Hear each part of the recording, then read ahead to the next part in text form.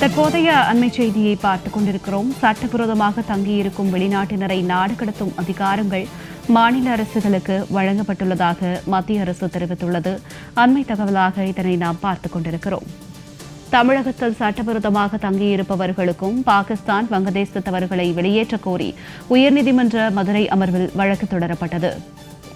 தமிழகத்தில் சட்டவிரோதமாக தங்கியிருக்கும் பாகிஸ்தான், வங்கதேசத்தவர்களை வெளியேற்றக் கோரி உயர்நீதிமன்ற மதுரை அமர்வில் வழக்கு தொடரப்பட்டது. விவரங்களோடு இணைகிறார் எமது செய்தியாளர் சல்மான். வணக்கம் சல்மான், இது குறித்த கூடுதல் விவரங்கள்.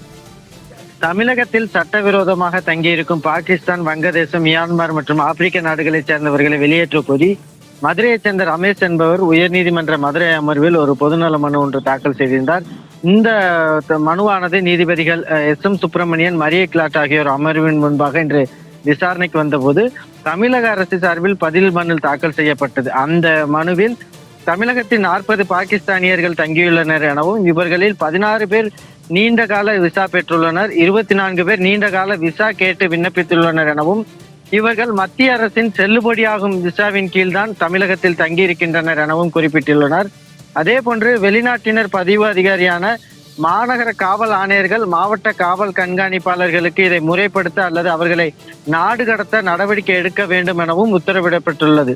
கடந்த 4 ஆண்டுகளில் பல்வேறு குற்றங்கள் ஈடுபட்ட வெளிநாட்டினர் மீது 65 வழக்குகள் பதிவு செய்யப்பட்டுள்ளதாகவும் தமிழகத்தில் தற்போது மியான்மர் நாட்டைச் சேர்ந்த 95 பேர் தங்கியுள்ளனர். திருவண்ணாமலை மாவட்டம் செய்யாறு சிறப்பு முகாமில் இலங்கை உட்பட அனைத்து வெளிநாட்டினரையும் அவர்கள் தொடர்பான வழக்கு முடியும் வரை தங்க வைக்க அரசு உத்தரவிட்டுள்ளது. சட்டவிரோதமாக தங்கியிருந்த வங்கதேசத்தினர் கைது செய்யப்பட்டு புழல் சிறையில் அடைக்கப்பட்டுள்ளனர் எனவும் தமிழகத்தில் தங்கியிருக்கும் வெளிநாட்டினர் உன்னிப்பாக கண்காணிக்கப்பட்டு வருகின்றனர் எனவும் அறிக்கையில் தெரிவிக்கப்பட்டிருந்தது. இதனை அடுத்தாக மத்திய அரசு சார்பில் தாக்கல் செய்யப்பட்டுள்ள அறிக்கையில் சட்டவிரோதமாக தங்கியிருக்கும் வெளிநாட்டினர் விவகாரம் தொடர்பாக வெளிநாட்டினர் சட்டம் மற்றும் பாஸ்போர்ட் சட்டப்படி சட்டவிரோதமாக தங்கியிருக்கும் வெளிநாட்டினரை நாடு கடத்தும் அதிகாரங்கள் மாநில அரசுகளுக்கு வழங்கப்பட்டுள்ளது என கூறப்பட்டிருந்தது. இதனை அடுத்து நீதிபதிகள் மத்திய அரசு பதில் மனுவாக தாக்கல் செய்ய உத்தரவிட்டு வழக்கு விசாரணையை 3 வாரங்களுக்கு ஒத்திவைத்துள்ளனர். ஜனனி,